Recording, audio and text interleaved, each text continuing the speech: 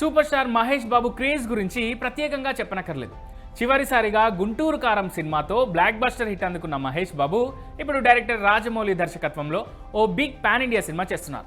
వీరిద్దరి కాంబోలో రాబోతున్న సినిమాపై ఇప్పటికే ప్రపంచవ్యాప్తంగా భారీ హైప్ నెలకొంది.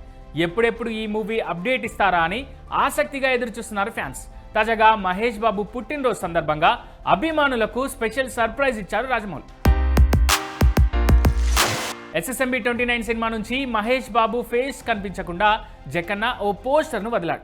అంతేకాదు మహేష్ బాబు ఫ్యాన్స్ ఏమాత్రం ఫీల్ అవ్వకుండా ఈ సినిమాకు సంబంధించిన పూర్తి మహేష్ బాబు ఫస్ట్ లుక్ నవంబర్లో షేర్ చేయనున్నట్టు క్లారిటీ కూడా ఇచ్చాడు జక్కన్న. ఇక జక్కన్న రిలీజ్ చేసిన పోస్టర్లో మహేష్ బాబు మెడలో త్రిశూలం నందితో కూడిన ఒక లాకెట్ కనిపించింది.